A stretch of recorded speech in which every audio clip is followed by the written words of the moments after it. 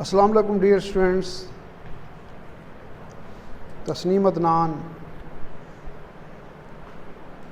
I am call Tasneem Adnan. ہم اپنے next lecture book first year کے لیکچر نمبر 17 میں ہم لیسن گلستان آف سعدی کی حکایات نمبر 3 کو زیر بحث لائیں گے.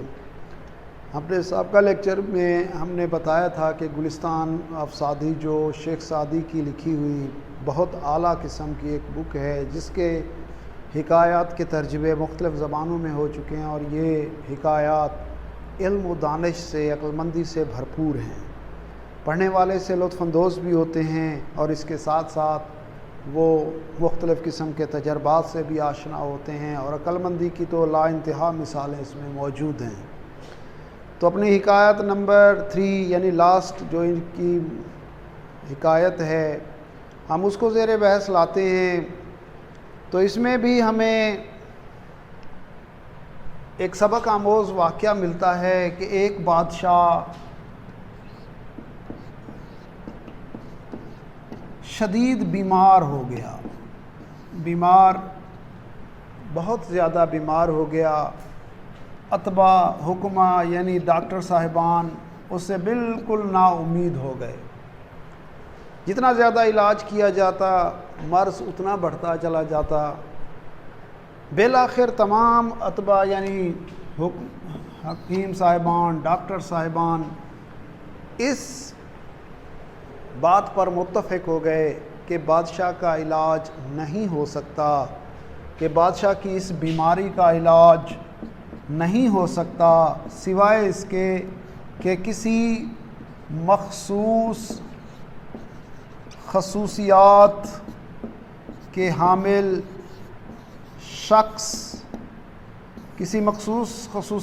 حامل شخص کا پتا یا صفرا نہ حاصل کر لیا جائے.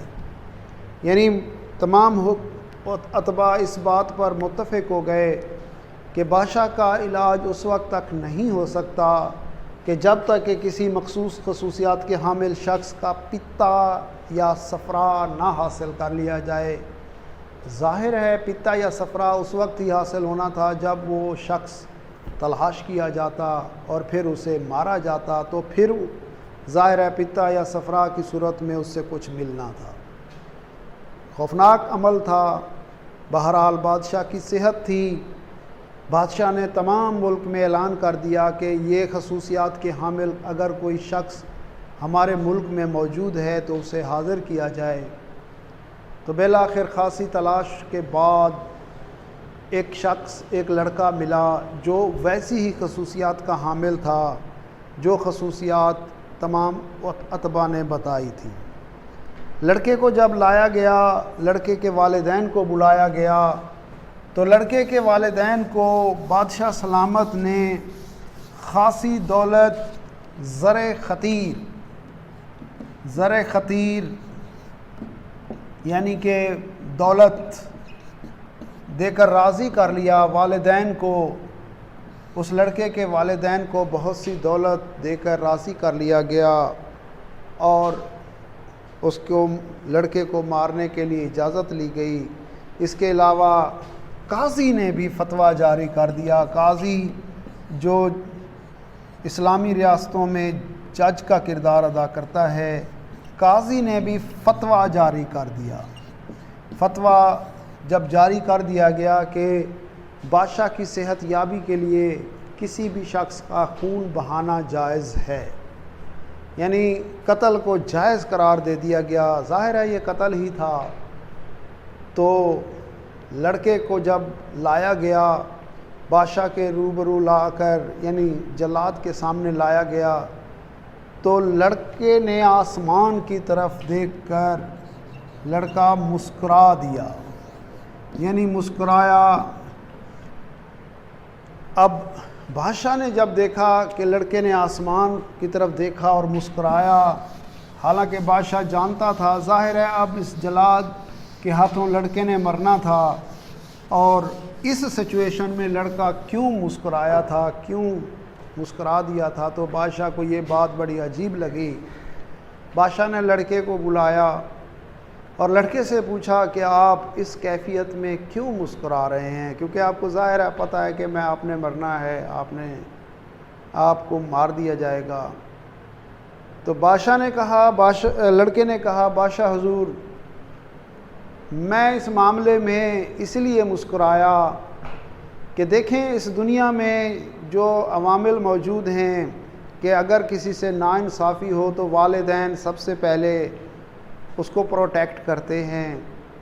میرے والدین تو دنیا کے گھٹیا مال کے لیے یعنی دولت حاصل کر کے انہوں نے رضامندی دے دی ہے۔ اگر دوسری صورت میں والدین راضی نہیں ہوتے، زبردستی کی جائے، تو والدین قاضی کے روبرو پیش ہوتے ہیں، انصاف کے لیے انصاف مانگتے ہیں کہ ان کے بیٹے کو نہ مارا جائے، یہ ظلم نہ کیا جائے۔ لیکن اس معاملے میں قاضی نے بھی فتویٰ جاری کر دیا ہے کہ کسی بھی شخص کا مارنا جائز ہے بادشاہ کی صحت یابی کے لیے۔ آخری سہارا بادشاہ حضور بنتے ہیں، یعنی کہ جب قاضی سے انصاف نہ ملے، کہیں سے انصاف نہ ملے تو ہم بادشاہ کے روبرو پیش ہوتے ہیں اور اس سے انصاف مانگتے ہیں۔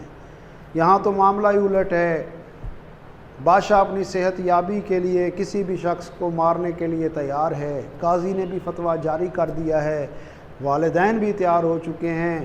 میرے پاس کوئی اور چارہ کار، کوئی اور ذات نہیں بچتی۔ ظاہر ہے میں نے اللہ تعالیٰ کی جانب، آسمان کی جانب دیکھا اور مسکرایا، اس لیے کہ میرے پاس تو ایسا کوئی آپشن نہیں بچا کہ میں انصاف کے لیے کس کے سامنے جاؤں، جبکہ انصاف مجھے جب آپ لوگوں کے ہاتھوں سے ملنا ہے وہ مجھے ملا ہی نہیں، تو میں اور کس کے پاس جاؤں۔ اسی لیے میں اپنی بے بسی پر خداوند تعالیٰ کی ذات کی جانب دیکھ کر مسکرایا۔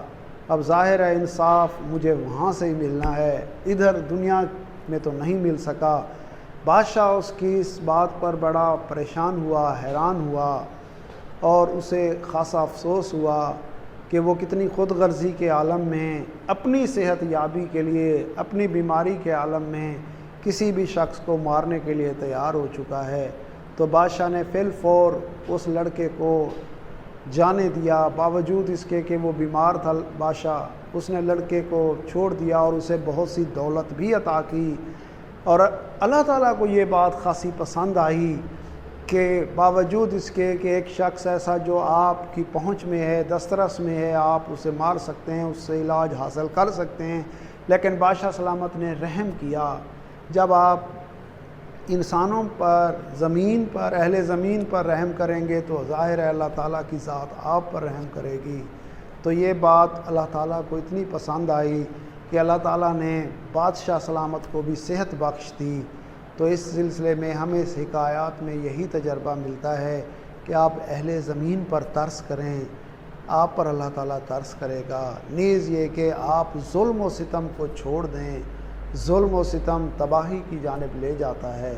تو اپنے اس لیسن کے اختتام کو ہم سامنے لاتے ہیں اور ہمیں یہ درس بھی ملتا ہے کہ یہ پتہ بھی چلتا ہے کہ شیخ سعدی کی ایسی اور کتنی حکایات ہوں گی جو علم سے، عقل و دانش سے بھرپور ہیں، آپ ان سے بہت کچھ حاصل کر سکتے ہیں، سبق آموز واقعات ہیں۔